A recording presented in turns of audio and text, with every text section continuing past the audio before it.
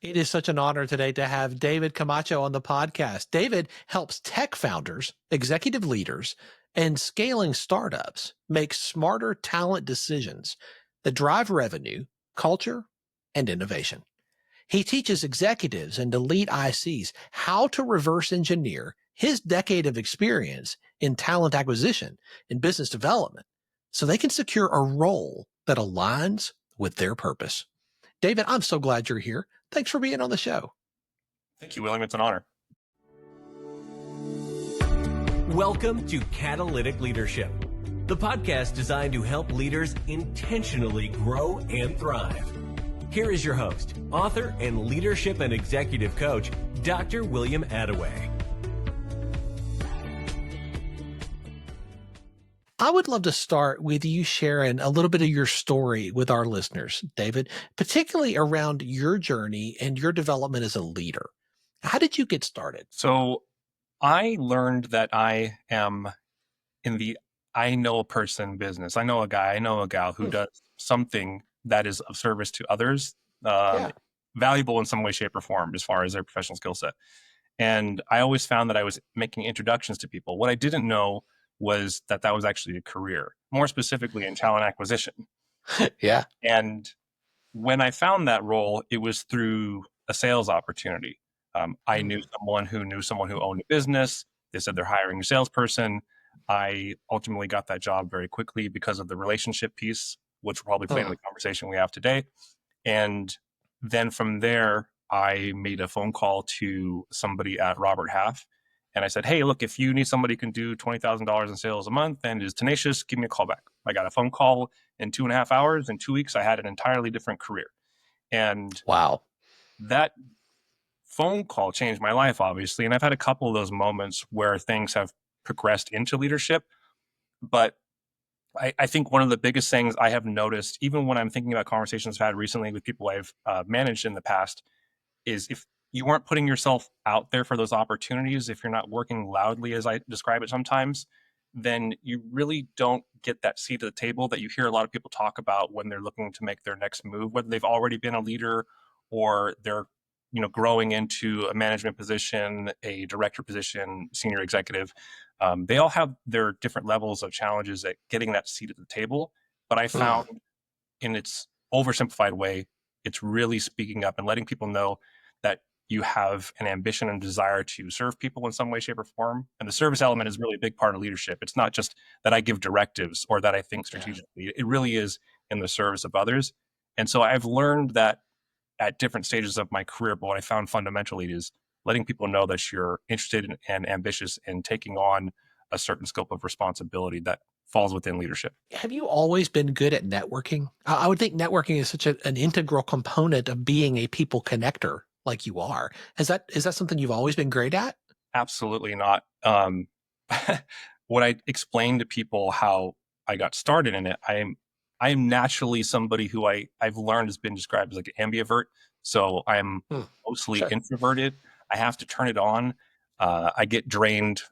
My emotional energy gets lower because the amount of conversations I have to put myself out for. So I have to recharge in ways. And I was very, very shy all the way since childhood, even into adulthood. It was actually when I became a recruiter at Robert Half where I had other leaders literally over my shoulder saying, hey, pick up the phone, talk to people, call people. Why are you so quiet? And it really forced me to get out of my comfort zone. And that where I got excited about it, it wasn't that someone was telling me, hey, do this or you don't have a job. That was very real. But what got me excited about it was I used to describe it like this. The reason why I like talent acquisition or recruiting, as some people refer to it, is I got to realize that you're piecing together the world around you, one career and relationship at a time. So I remember my first interview I ever had literally got thrown into it. They said, you're going to watch me do an interview, and then I'm handing this entire schedule over to you, and you need to interview, I think it was like 15 to 20 people for the week, which is actually a lot of sounds. And I had never done this before. And I was already very, very shy. So it really got me out of my comfort zone, as I said. But I had one conversation with somebody at a bank. I think it might have been Bank of America in somebody's loan department. And then literally the next interview I had was somebody else. on the receiving end of the work that they do. And I said, oh, I just spoke to somebody who does this job in loan servicing. And they said, oh, yeah, so I take that work that they produce, and then this is what I do with it. And then suddenly I'm like, oh, I understand these people better. And then as I started to build these insights from working in finance and human resources, because that's where I started recruiting, I could now comfortably talk to people about what they did because I understood them. That type of listening and connecting the dots does not come easily to everybody. Some people are way more focused on what they have to say next than on actually listening, like you did there. As you do what you do with your clients now, what role does that skill play? Being able to listen to them and connect dots that they may not be aware of themselves. I was told by my clients, if I were to look at all the feedback I've gotten collectively so far, that I'm really good at reframing what they're experiencing, seeing, or hearing Yeah. into what else it could be, which makes the problem less complex. It gives them something Yes. they can incrementally work on to achieve their goal and or overcome the challenge. Um, and it does come from listening.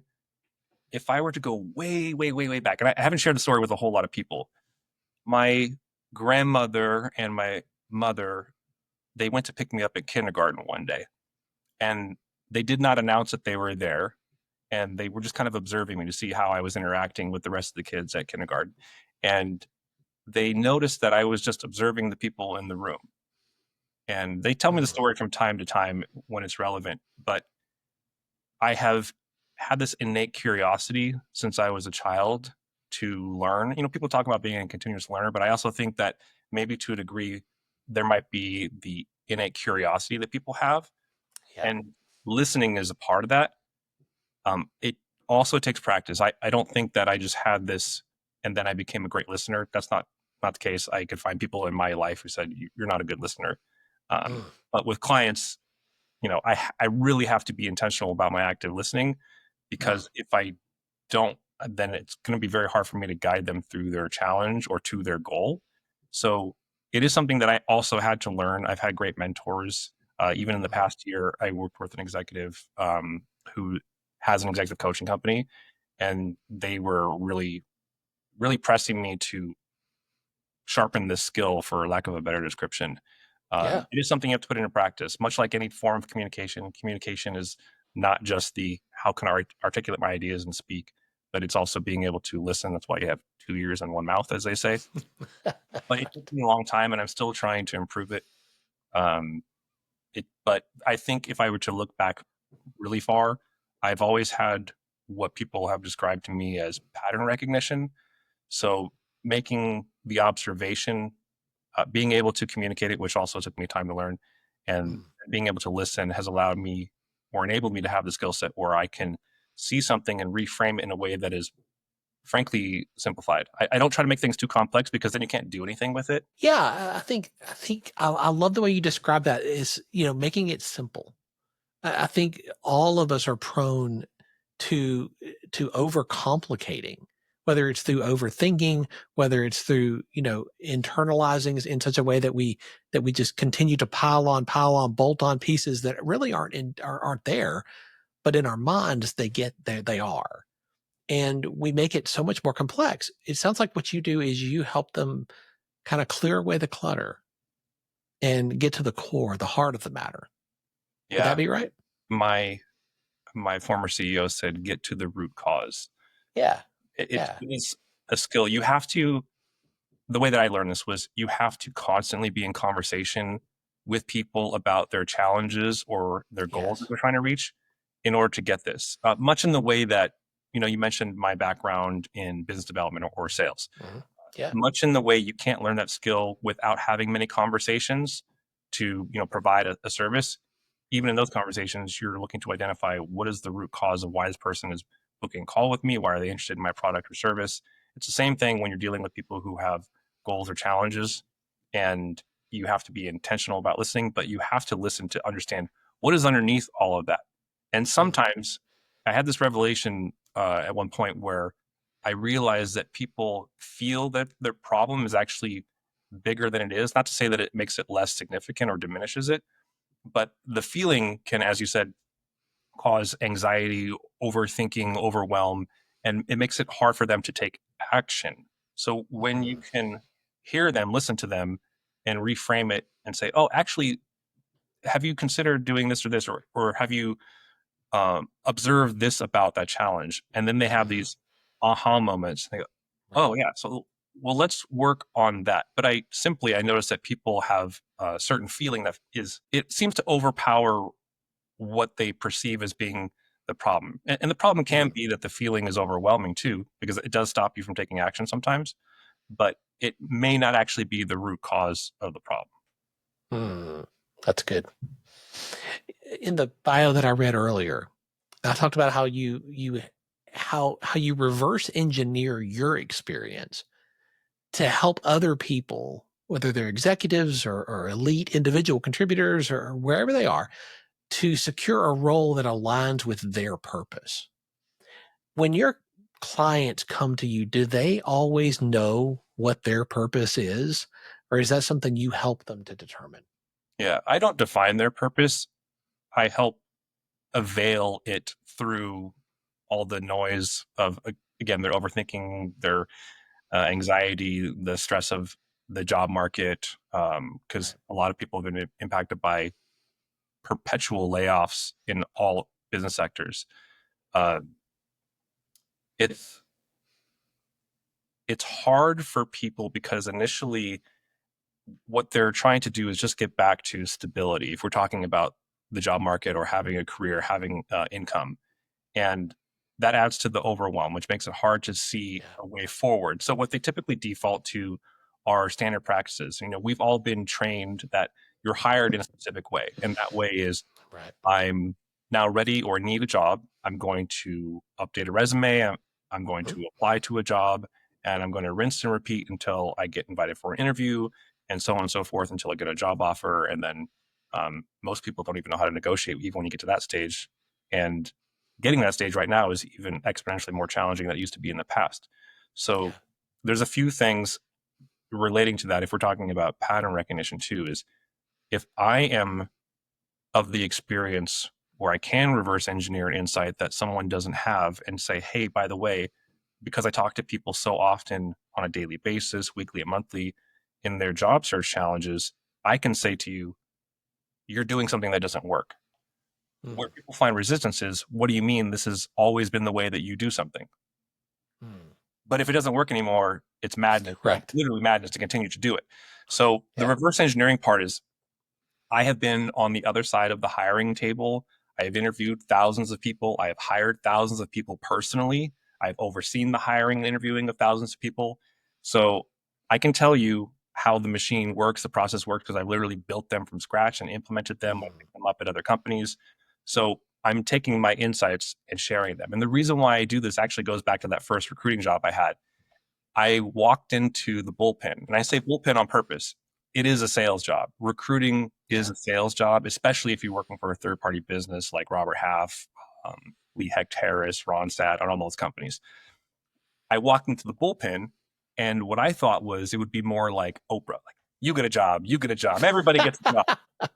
That was the part that excited me the most, because as someone who likes to help people, I thought, wow, if I could help someone get a job, I know it was like when someone helped me get a job, recruiter or not a recruiter, just a friend or family member, that is such a relief, but you're also impacting my stability and everything else that earning an income and having a job offers. So I love the idea of being able to go there and just start calling people who need a job. So then I realized very, very quickly that that's not what recruiting was technically. Now they talk about that, but when I got all these insights very quickly, I was like, okay, this is how I can help someone be successful in getting this job opportunity.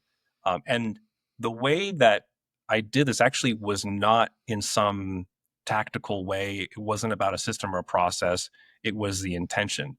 My intention was, how can I help this person? So how I help them actually might be more focused around how they show up, how they present themselves, how they communicate, all of the nonverbal indicators that you are the person for that organization, for that team, and how do you like really sell yourself again, because it is sales on both sides, hiring and being hired, and how can I share those insights? So when I say reverse engineer, a lot of it actually has to do with how people are showing up and communicating verbally and non-verbally. Can I tell you about all the tactics? Absolutely, and that's part of it. I love to what I describe as like hacking the job market. They're fundamentally what I'm trying to teach people how to do is to have a conversation like you and I are having, even to get to the point as you and I did to have a conversation, which was Right. I was talking to somebody and I talked to people at scale intentionally. There is labor behind that. It does take time and energy, but that's how I get into conversation. So I always tell people, my experience aside, I am not special, not because I think less of myself, but I'm not special insofar as you can't replicate what I'm doing in this regard. Meaning, I talk to more people more often and I look for where they have conversations in real time, like you and I are having. I look to get invited to conversations, and I do this every single day. And if you're a job seeker and you're unemployed, then you definitely have time to do this. So my insights come from connecting with people in a meaningful way at a time where we have all this technology and we've had it for several years now, but people are somehow still disconnected. And I'm teaching people a fundamental skill, which is let's have a conversation, but let's talk about how you can make that valuable and reciprocal to that person so that they want to talk to you. I think a lot of people are intimidated by what you're describing. They're intimidated. They're not sure exactly what to do next. And close to home, I think about, my older daughter. She just graduated college. Now she's looking for a job. She's in the job hunt that you're describing. Yeah. And it's a very, very different world than the world I entered more than a handful of years ago. It's things have changed. There are so many emerging trends and things that are so different. And one of those things is AI. This is something that people who are on the bleeding edge of technology have been in the midst of for a while, but it's now starting to intersect fields and industries, even at senior executive levels, that a whole lot of our listeners might be thinking, well, that hasn't really impacted me yet. What are you seeing from where you sit? How are you helping your clients with this? So I interact with people who I'll call AI specialists, builders, and otherwise have either the technical acumen and this is more important, the interest, the curiosity to start using it and putting time in to learn it. And if I were to look at, let's take my opinion out of it. If I were to look at a recent article I saw from Korn Ferry, they were talking about, I think it was 74% or more of executive leaders are concerned that they're going to lose their job to AI or some automation. That it's very real. What I find ironic is though people are kind of like looking like which AI tool is going to be the best one, and I'm saying this sort of arbitrarily, I'm also finding that they're ironically resistant to actually implementing it. Now, I'm not saying all, but I find more often than not. And the other thing that's interesting is I'm finding more individuals. Now, executives, they can be individuals, but when you look at organizations and the tools to adopt, there's so many. And the crazy thing is that what you were looking at last week has already advanced. So now which one do you implement? And it takes time to do that from the decision-making standpoint for an organization. Well, we just implemented this one, but then I found out that there's this one. So shiny object syndrome has exponentially exploded with AI. But you finding still that while people are saying, okay, there are a percentage who say, okay, we need to do this. What should we do? We're also concerned about our jobs. I was reading an article just before we hopped on here talking about how it's going to continue to impact the job market. So for folks like your daughter and anybody who's graduated, there's a local university that I speak at where the professors are actively trying to implement this into their education. But they talk about all the red tape to be able to even put any type of new programming into the university. It takes time. The problem with that with AI is that it's going to take you a year, 2 years, and that would be a miracle at the university level. AI changed yesterday, and it's going to change tomorrow. So while I think people have an awareness, I'm seeing a couple things. There are the people who are getting curious and they're investing in themselves to go to some place, some person, some program, and learn the skills to use AI in a way that is, generally speaking, probably relevant to them, or at least to start them with, I don't know what to do with it, so let me just start somewhere and learn. And then there are the folks who already have some technical acumen, and so it's for them, it's just another tool that they're using for efficiency, and they're adding it to their toolkit. And then the folks who are curious and want to learn it, but ironically, like, won't really hand over the reins to like implement it in a meaningful way. And then I think quietly there are still the concerns. I have a specific perspective, which I find that is echoed by people who I don't even know when I look at thought leadership around this or articles. I believe that one, human connection, which is actually the foundation of what I teach my clients, is getting more and more valuable. I heard Gary Vaynerchuk say recently, you're going to be paying people in the future to go for walks with you. You're going to be paying more for authentic human connection because of technology growing exponentially, especially with AI. And then the other thing in general is human connection is going to get more valuable. So how do you replicate that at scale? Problems or business goals aside. And then the other thing is that because there are so many different AI solutions, really what I find is most effective is to talk to the person about what the goal is. Because I have a colleague, his name is Adam Lieber, and he teaches all people how to use AI tools. He's just one of many people I know who does this. And what he says is you need to focus it on the challenge, because otherwise you could implement all these AI tools and all it will do is expedite the problems that you have. It'll get you quicker to the, oh, this didn't work, or there's a bottleneck here. So you have to be intentional about how you use it.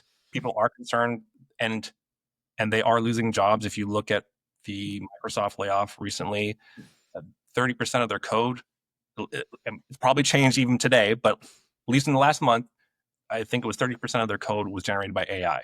And so what they're doing is moving to a model where they're pairing AI and people to do the work.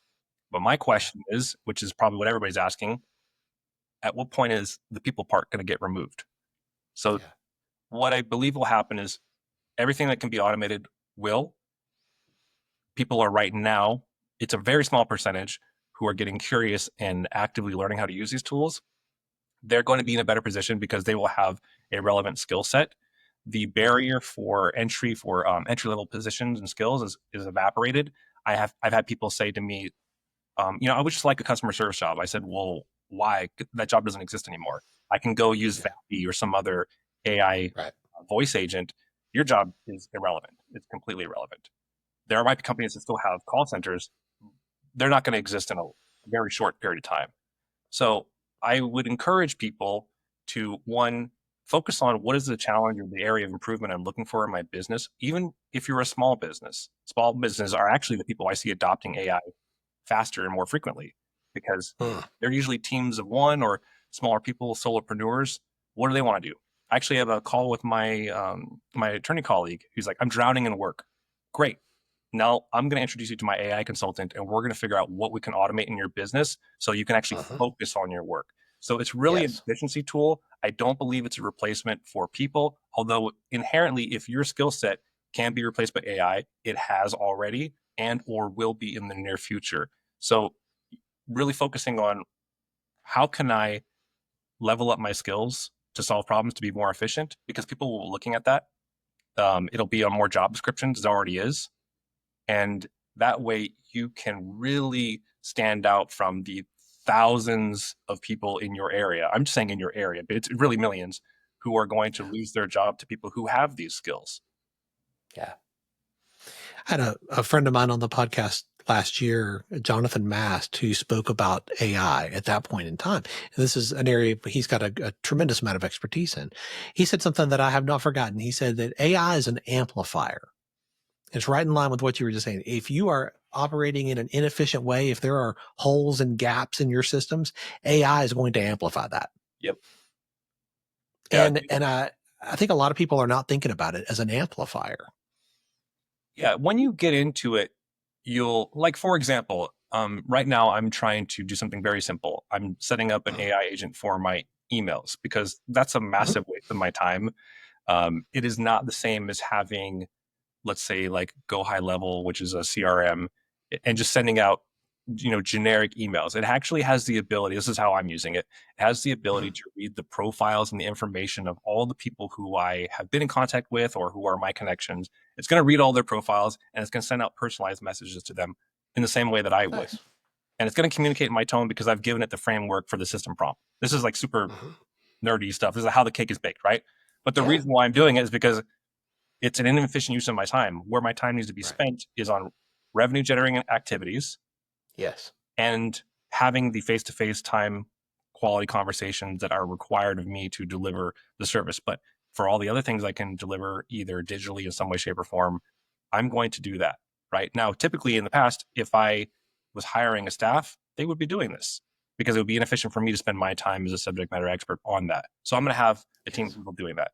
And like I said, I find more small business owners are a little more inclined because they own the decision making, so it can happen quicker than all of the decision making that has to come to the table with all the different stakeholders. Say, okay, we will implement this company wide. I'm finding that smaller businesses are faster to do this, even though they're still kind of resistant. The people who are doing it are at a smaller percentage because they're like, hey, look, I'm tired of wasting my time doing this. I want to make more money. So help me make more money. It's really the problem they're solving. That's good. But it's going to change the benchmark of what work and skill sets are. And it's the same thing as anything else. Bad data in, bad data out. But now AI will, as you said, or as your colleague said, amplify it. So that's why it's not effective much in the way that any software tool would be to just say, oh, I want to buy the most expensive HRIS system or CRM or whatever it is. Well, that's great, but you can go spend hundreds of thousands of dollars on a Salesforce license for your company. But if you don't know how to use it and you're putting bad data into it, which is actually a typical problem with that system, you're not going to get the outcome you're looking for. So it's really not the quality or the robustness of the features. It's does it work for solving your problem? And back to the individual, why it's important to develop the skill set personally rather than someone say, hey, here it is, take this on arbitrarily. Best is relevant to what you need and the problem that you're trying to solve. And if you don't know where all the bottlenecks are and any other typical problems that you have, it's bad data in, bad data out. It's that's good. Really what it turns out to be. I'm oversimplifying it, but no, but I think you're spot on. And I think this line of thinking is what I hope our listeners are receiving and grabbing onto, because this is how we need to be thinking about these topics. And I really appreciate you bringing these up, David. In line. Oh, sorry to interrupt you. It paused. Yeah, no, go for it. In line with this is people are, and when I say people, I mean, if you look at the top 50 largest and best companies to work at according to LinkedIn, they published an article on that about 2 months ago. If you look at the top 10 as an example, they're all hiring skills-based workers. Why is this important? Because AI is going to be one of those skills they look for. That's right. Actually, companies like Amazon 2 years ago were investing in giving free AI education for this reason. They like to be ahead of the curve for basically everything. Yes. But as an example, these companies, you will see the skill as a requirement more and more and more. As I said, it's going to change the benchmark of what an entry-level position will be. But this will also be, you can develop a specialized application for problem solving based on your expertise or your area of interest. We talked about purpose and using AI to do that effectively. But the generalist skill set, I think, is, while I could argue for it strategically, it's great to have awareness, but where people are focusing their hiring is in the specialty. So if you can say, hey, look, I can solve your problem with AI just with the client success management aspect. Okay, what are the bottlenecks we have in client success, as an example? What are the bottlenecks we have in sales? What are the bottlenecks we have in mentorship? I'm part of an organization, it's an AI company, it's called Regimen, and we use AI for thought leaders like yourself to take their library of content, whether that's video or SOPs, and you can put it into our language model and you can chat with it. So if William's busy, how do I get time with him? He doesn't have time, or he has less of it. It's at a premium, or I don't quite know him. You can use a tool like this to solve a mentorship problem. Well, I want to learn from William, or I want to learn from all of his peers, and I can go chat with them 24/7, get answers to my questions. If I need to meet with them So let me book time with them one-to-one. There's all sorts of ways you can apply AI. But I believe that it's going to get more specialized. People are already doing skills-based hiring, and then you can focus on that. You don't have to solve all the problems. You don't have to learn all the AI. You're going to get overwhelmed, and then you're going to go into analysis paralysis, and then you're going to not take action, which is That's right. actually the opposite of what AI can help you do. So I always encourage people to use it. And just even one of my own AI business coaches, he says, look, just take a tool, just one a week. And there are many of them, but pick one a week that applies to you, or at least you're curious about, even to have fun with it. Play with it for 30 minutes a day, hour a day, whatever you have time for, and just build with it. What's less valuable is going to get some arbitrary certification in AI. If you are not building something with it relevant to you, relevant to your goals, your curiosity, your interest, or the bottlenecks or challenges you're trying to solve for your business, then it's not relevant. So you don't have to get into this shiny object syndrome and feel like you can't learn. You can't learn it all, and it changes every day. So just pick one to play with. Usually people start with ChatGPT. I started there. I can now build custom GPTs. I sell them as tools to people. So I basically learned how to create a business just through my curiosity, or create a digital product. I wrote in 1 month. I wrote my strategy guide. It's a book. All the things I had sort of archived in my head about ideas. I wrote a book. I started a podcast. I have sold digital products. I created a supplemental training course using an AI tool that people can chat with me 24/7 if they need to, and they can get customized action plans. All these things solve problems specific to me or the service that I want to help people with. And so everybody can do this in some way, shape, or form. You don't need all the shiny objects. Just pick one, tinker with it for a week, get into the practice of it, and figure out, okay, how can I apply this in my way that maybe it's for my hobby or my workflow, whatever it might be. That's where you're going to get the most progress. Credentials or certifications are less relevant, because if you're not building with it, you're not actually learning. Right. I love that. And I love the way you're modeling this, and not just for you and your business, but of course that's where you start, but you're now modeling this for your clients and for all of our listeners, helping them understand this is how you're going to stay on top of your game. This is how you're going to level up with the new skills that the next chapter is going to require of you and demand of you. I love that you're leading the way in that and not just talking about it or encouraging other people to do it.